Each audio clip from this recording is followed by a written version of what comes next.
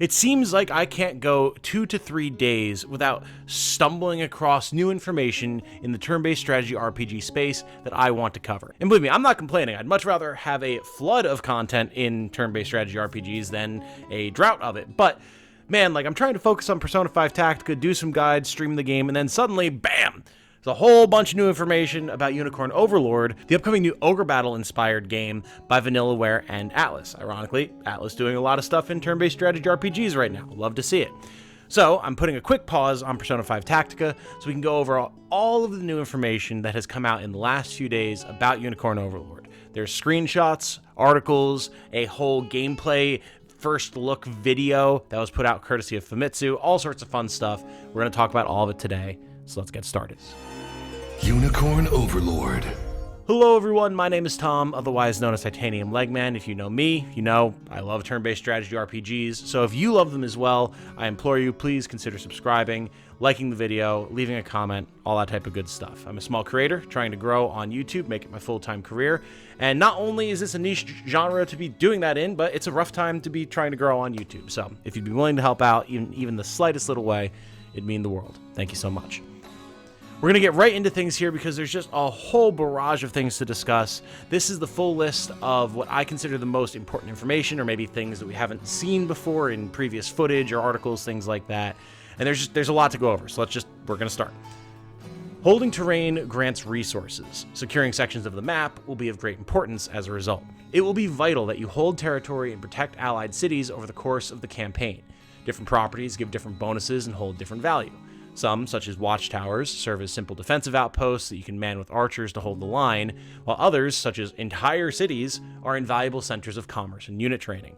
You can choose specific members of the army to protect these structures at will, and obviously doing so will be vital. Many of these structures can be investigated as well to see what items or units may be hiding within that you can add to your army. In the same screen where we can see the overall cityscape, we can see that a unit named Scarlet has been abducted. If this is just a story event or something that can happen to units regularly is unclear. However, I'm enthusiastic about this as a potential alternative or maybe addition to any permadeath mechanics, as it'll still punish the player for losing a battle or squad, while allowing them to potentially, eventually regain the unit who was abducted. We can also see that at certain allied towns, we'll be able to customize our army in classic style akin to Final Fantasy Tactics and Tactics Ogre by hiring and dismissing units, as well as engaging in mock battles to train them, and being able to promote them to new classes as well, which is very nice. I do love promotion mechanics. Conversations we can see will happen on the overworld and in battle, allowing you to gather information, start quests, and even recruit green units in traditional Fire Emblem fashion.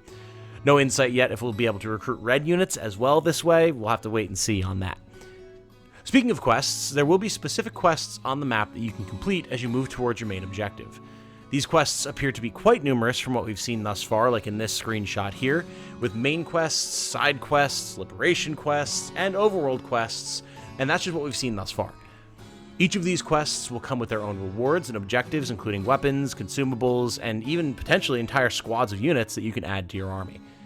If these quests will be fairly quick and simple, or require more in-depth questing to handle, will presumably vary, but I imagine at the very least, quests that require battles, like the liberation quests, will take a bit more effort. We can also see that there'll be hidden items and collectibles that are scattered around the overworld in a way that very much reminds me of recently indie title Songs of Conquest, and then classic series such as Heroes of Might and Magic. How much ferreting around we'll have to do to find these items, and how important overall it'll be to scavenge them all out as opposed to just getting them from like quest rewards and whatnot. In the grand scheme of a campaign, will have to be seen. And also, I mean, you can find chickens this way apparently, which is pretty awesome. Maybe you cook them. I don't know. There is a cooking minigame. We'll talk about that in a bit. As far as units in combat are concerned, this is where the bulk of our new information comes in.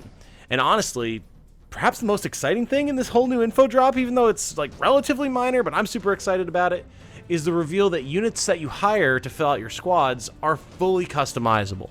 We're talking being able to change their name, of course, their growth rates, interestingly, their skin and hair color, their armor and clothing style, and their voice.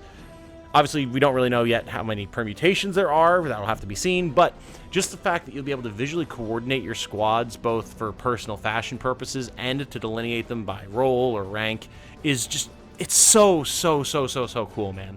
This is a feature that I've wanted to see more in strategy RPGs for years, and honestly, it's one of the things that I was kind of really disappointed to see didn't exist in Tor. It would have been really nice to at least change the color of your generic sprites, but I'm incredibly happy to see it here. I'm absolutely going to spend time tinkering around with that, alongside the fact that we can customize our actual banner on our flag, which is going to be so cool.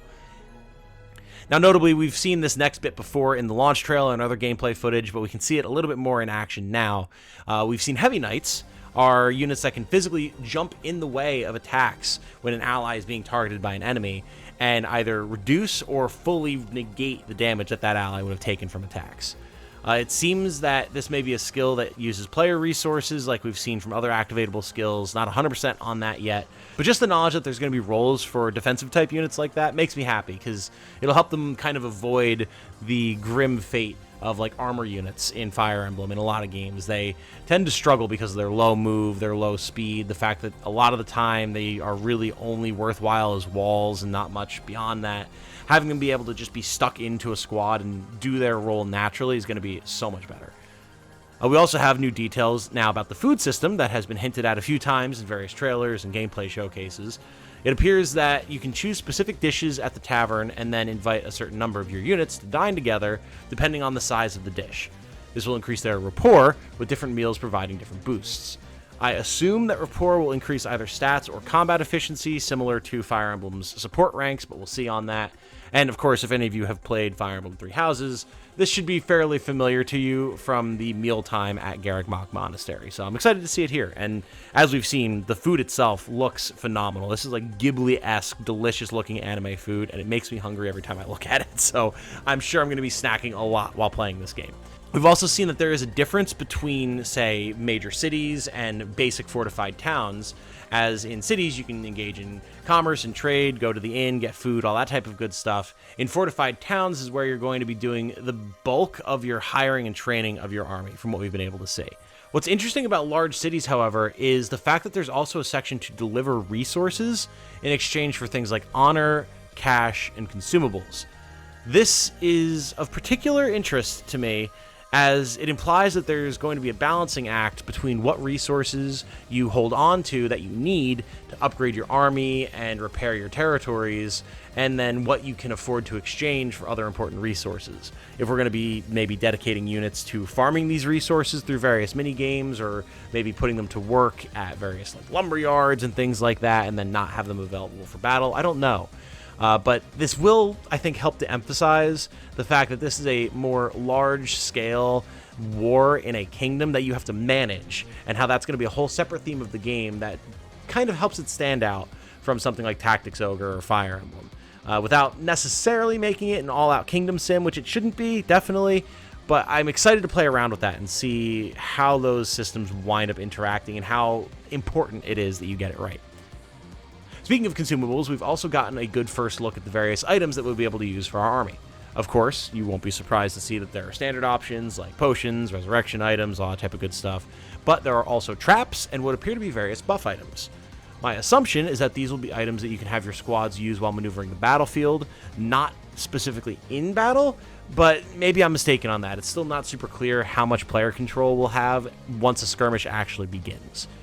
Either way, though, I'm excited to see how items like traps, in particular, can be used to control battlefield conditions, if they kind of fall to the wayside like traps tend to do in a lot of these types of games, or if it'll really be very convenient to be able to put some bear traps on a bridge and slow down or outright stop enemy units. We'll have to see. We also now know that, aside from the large-scale battles that are triggered in a sort of mission-based way, like you can see here, there are also small skirmishes that can be triggered when encountering roaming bands of enemies who will then actively chase you down when they spot you. What's nice is there seems to be an auto-resolve function at play here, allowing you to instantly finish the battle if you don't wish to watch it play out or manually control how it goes, which I think will absolutely help keep the flow of the game going, while still letting you get some extra XP and money and rewards and stuff as you explore. In those big story-based missions, we'll be able to choose and deploy members of the squad in real time as the battle develops. We don't necessarily need to just choose all of our units at the start and then go, like in a lot of other games. And as such, I think there could be a lot of advantages to holding some of your forces back and waiting to see what the enemy does or how conditions on the battlefield evolve, so that you know what kind of units to deploy and when. You'll also be able to pause to give orders to your army, which they will then execute on once you unpause. And we've also seen a few instances where when an enemy unit is defeated in battle but not completely destroyed, they will actually be stunned for a period of time, and it seems like they're completely unable to move or act until the timer is up, which is awesome. We can also see a quick moment here where when you have 2 units in range of an enemy who's starting a skirmish, you can actually switch back and forth between them to choose who takes part in the battle, which is very, very nice. It's going to make weird, awkward positioning things a little bit less weird and awkward. When it comes to battle, completing objectives and trading in resources will increase renown, which will in turn presumably allow you to hire stronger units and better classes at towns, as well as potentially unlocking new quests and better items in towns and cities.